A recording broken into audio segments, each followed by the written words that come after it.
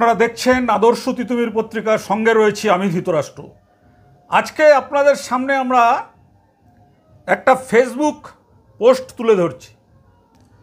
সেই ফেসবুক পোস্টে কি লেখা রয়েছে? বাবা, তুমি বুঝতেও সময় দিলে না, কেমন নীরবে চলে গেলে। তোমার দুটো হাত সবসময় আমার মাথায় রেখো, আমি প্রতিদিন কাকে নমস্কার করে আসনে বসবো। কি আপনারা বুঝতে পারছেন কার পোস্ট? এই পোস্টটি করেছেন সৌরভ দাস। সৌরভ দাসকে আপনারা জানেন, সেই চাপড়া বাবা, চাপড়া চাপড়া চাপড়া চাপড়া, যিনি শিবের সঙ্গে যার প্রতি মুহূর্তে কথা হয়, যে সমস্ত মানুষরা সেখানে যান, সেখানে তিনি তাদের নাম ঠিকানা জেনে নিয়েই তারপর হু হু হু করে শিব ঠাকুরের থেকে উনি নির্দেশ পান যে শিব ঠাকুর বলছেন যে তোমার প্যারালাইজ হবে, তোমার বউ চলে যাবে, তোমার ডান দিকটা এই ওষুধ হয়ে যাবে, কর্মবন্ধন, গৃহবন্ধন, লক্ষ্মীবন্ধন, এই সমস্ত ব্যাপারগুলো বলেন। তার মানে তিনি হচ্ছেন দেবতা, নিজেকে প্রমাণ করতে চান যে তিনি হচ্ছেন দেবতা। সেই দেবতাকে ফেসবুক পোস্ট করতে হচ্ছে, বাবা তুমি বুঝতেও সময় দিলে না, কেমন নীরবে চলে গেলে। যিনি শিবের সাক্ষাৎ নিজেকে শিব বলেন, শিব ঠাকুরকে পিছনে রেখে সামনে তিনি বসেন, বড় বড় গলায় মালা পরেন, তারপর লোকের কাছে কর্মবন্ধন, দেহবন্ধন, নাভিবন্ধন, গৃহবন্ধন, বিভিন্ন বন্ধন দিয়ে তিনি টাকা উপার্জন করেন এবং তিনি বলেন যে আমাকে শিব বলে দিচ্ছে। এটা তো আপনারা জানেন সবাই। আমরা এ কথাটা বলতে চাই, আমরা জানি যে মানুষের জন্ম হলে মৃত্যু তার হবেই। আমরা যেরকম সাধারণ মানুষ যারা, তারা আমরা মনে করি যে যে কোনো মানুষেরই যখন মৃত্যু জন্মজাত হয়েছে, মৃত্যু তার একদিন হবেই, যখন নির্দিষ্ট করা রয়েছে।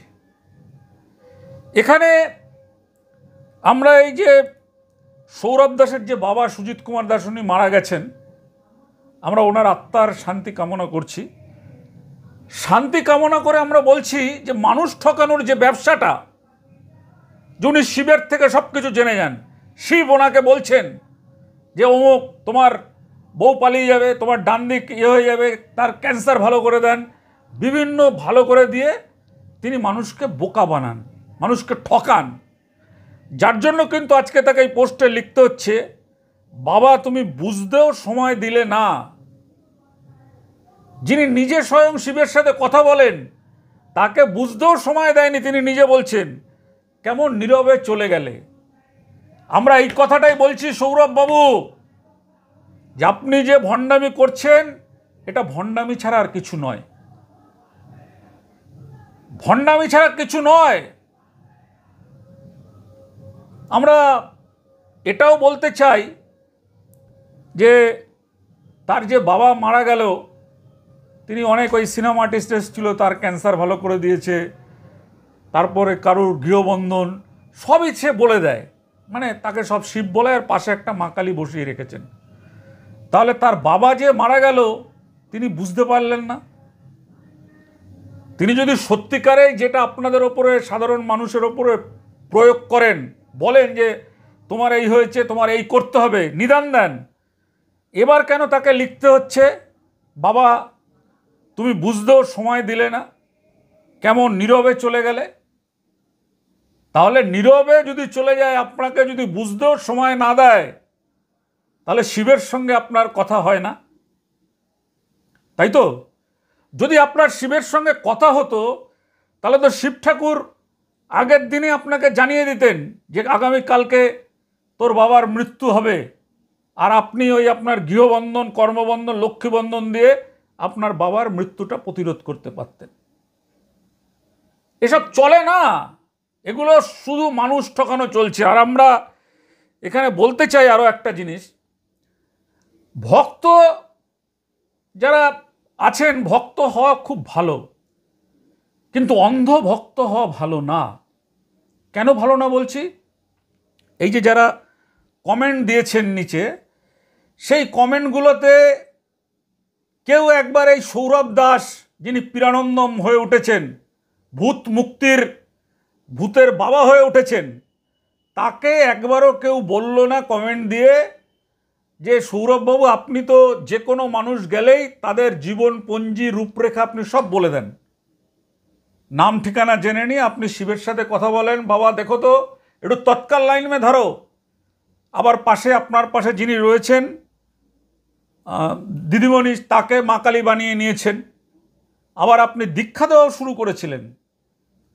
আজকের সবচাইতে বড় প্রশ্ন, আপনি মানুষকে ঠকিয়ে যেভাবে টাকা রোজগার করেন, আপনি যেভাবে মানুষকে ঠকিয়ে বলেন শিবের সাথে কথা বলছি, আমাদের একটাই প্রশ্ন সৌরভবাবু, তাহলে আপনার বাবা সুজিত কুমার দাস তিনি যখন মারা গেলেন আপনাকে শিব ঠাকুর কেন জানালেন না?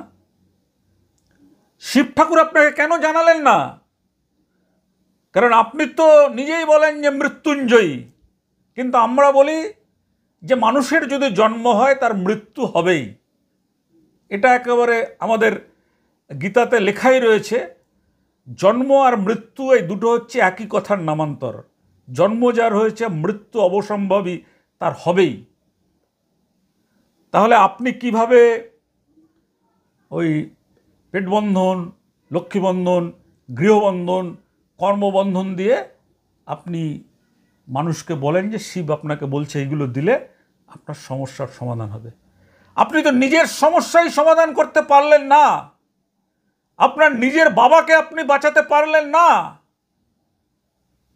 ভগবান আপনি নয়, শিবের সঙ্গে কোনো আপনার যোগাযোগ নেই। এটা কোনোদিন পৃথিবীতে হতে পারে না যে শিব কয়েক ঘন্টার জন্য আপনার কাছে বাক্সবন্দী হয়ে থাকবে আর আপনি শিবের নাম করে মানুষকে ঠকাবেন, মানুষকে ধোঁকাবাজি দেবেন।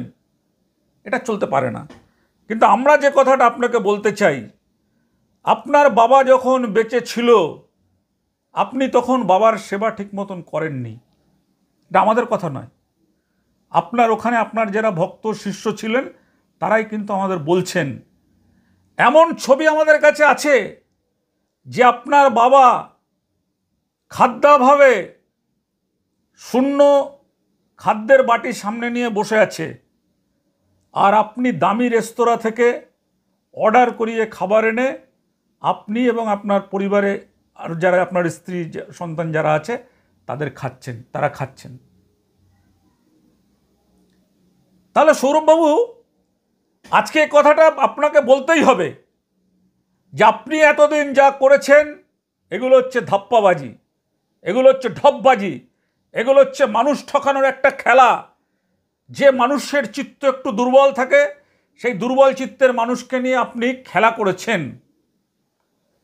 করেছেন। আপনার যদি সেই ক্ষমতা থাকতো, আপনি শিবের সামনে বসে যেভাবে 3-4টে মালা গলায় পরেন, নীলকণ্ঠের মালা, রজনীগন্ধার মালা, বেলপাতার মালা, এই যে ঠাকুরের সামনে আপনি পড়ছেন এবং নিজেকে বলছেন যে শিবের সঙ্গে আপনার কথা হয়, আপনি খুব বড় পাপ কাজ করছেন, খুব বড় পাপ কাজ করছেন। যদি তাই না হতো তাহলে আপনার বাবা চলে যাওয়ার আগে আপনি কোনো সংকেত পেলেন না কেন? কেন কোনো সংকেত পেলেন না? আজকে দেখুন, আমরা ওনার বাবা মারা গেছেন, আমরা সেই বিষয়ে কোনো কথা বলতে চাই না। আমরা তো বললাম যে মানুষের মৃত্যু হবেই। তো মারা গেছেন, কেন মারা গেছেন, কী কারণে মারা গেছেন, ওনাকে কিন্তু সেটা বলতে হয়েছে। এবং আরেকটা পোস্ট উনি দিয়েছেন, জয় শিবধামের জয়, শিবধাম বিশেষ কারণবশত অনির্দিষ্ট কালের জন্য বন্ধ থাকবে। আপনারা যারা ধামে আসবেন অবশ্যই অ্যাপয়েন্টমেন্ট নিয়ে আসবেন, অ্যাপয়েন্টমেন্ট ছাড়া কেউ ধামে এসে ভিড় করবেন না। আপনি তো একথা লিখতে পারলেন না যে আমার বাবা সুজিত কুমার দাসের মৃত্যু হয়েছে, এই মৃত্যুর যে কাজ, সেই কাজ 12 দিন হোক 13 দিন হোক, যে কদিনে আপনার কাজ চলে সে কদিন সেই কাজের কারণে আপনার শিবধাম বন্ধ থাকবে। আপনি তো সেটা বলতে পারলেন না। আপনি নিজেকে দেবতা বলছেন, আর কিছু মানে অন্ধ, আমরা বলবো অন্ধ নয়, এগুলো জেনে বুঝেই করে। এগুলো হচ্ছে যে র্যাকেট থাকে, যে সিন্ডিকেট থাকে, সেই সিন্ডিকেটের চক্রের সদস্য এরা, যারা এখানে কমেন্ট দিয়ে বলছেন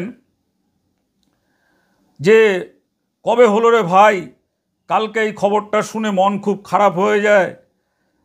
সেদিনও কাকাবাবুকে দেখলাম গুরু পীরানন্দম মহারাজের সাথে ভিডিওতে, সেদিন সোমবার ছিল, গুরুদেব পুজো করছিলেন, কাকাবাবু বসেছিলেন ধামে বাবার কাছে, বাবা ভোলানাথ ওনার আত্মাকে শান্তি দিক। তো ওনার আত্মাকে তো শান্তি দেবে, তা সৌরভ দাসের ব্যবসাটা কি চলবে? কি বলেন আপনারা, যে সৌরভ দাসের ব্যবসাটা কি চলবে? আমরা কিন্তু এটা জানতে চাই আপনাদের কাছে। আমাদের সঙ্গে যা কেস চলছে বা যা চলছে এগুলো আমরা তো লড়বই, কিন্তু সৌরভ দাসের এই ব্যবসাটা চলবে কি না? কেন সৌরভ দাস কিন্তু কোথাও গিয়ে বলছেন না যে আমি 2 ঘন্টা শিবকে আটকে রেখে তারপর শিবের থেকে নিদান নিয়ে আমি মানুষকে এই কর্মবন্ধন, গৃহবন্ধন এগুলো আমি বিক্রি করে থাকি, এটা কিন্তু উনি বলছেন না। উনি বলছেন আমার গুরু পীরানন্দম শিবধাম ট্রাস্ট, এখানে কি হয় সেটা তো আপনি কোথাও বলছেন না। আমরা বলছি এখানে স্রেফ মানুষকে ধোঁকাবাজি দেওয়া হয়। একজন সাংবাদিকের কাজ হচ্ছে সত্যকে মানুষের সামনে তুলে ধরা। আমরা সেই সত্যকেই মানুষের সামনে তুলে ধরছি যে দেখুন গুরু পীরানন্দম বা ওই সৌরভ দাস যিনি গুরু হয়ে উঠেছেন, এখন আবার দীক্ষাও দিচ্ছেন, সেই গুরুদেবের বাবা মারা গেছেন, সেটা নিজেই বলছেন যে বাবা তুমি আমাকে একটু জানালেও না, নীরবে চলে গেলে। বাবা জানাবে কেন? বাবা তো মানুষ, আর আপনি তো শিব, আপনি তো শিবের সাথে আপনার বন্ধুত্ব আছে। সেই বন্ধুত্বের কথা বলেই তো আপনি মানুষের কাছে গৃহবন্ধন, কর্মবন্ধন এগুলো বিক্রি করে আপনি এইসব বৃহৎ উপার্জন করছেন। আজকের দেখুন সেই খবর আমরা দেখাচ্ছি, যিনি নিজের বাবার মৃত্যুর আগে কোনো সংকেত পেলেন না, মানে ওনার যে বন্ধু শিব, আমাদের দেবাদিদেব শিব নয়, ওনার বন্ধু যে শিব, যাকে উনি খাঁচাবন্দি করে রেখেছেন, সেই শিব ওনাকে কোনো সংকেত দিলেন না। এরপরও কি সৌরভ দাস এই ভণ্ডামি চালাবে? কি বলেন? আপনাদের মতামত চাই, আপনাদের মতামতের জন্য আমরা অপেক্ষা করছি। আপনারা মতামত দেবেন, আমাদের চ্যানেলটা ভালো লাগলে সাবস্ক্রাইব করবেন, বেশি বেশি করে মানুষের কাছে এই মানুষ ঠকানো, বুজরুকির, ভাওতাবাজির ব্যবসা বন্ধের জন্য সবাই একসাথে লড়াই করবেন, এটাই আমরা চাই।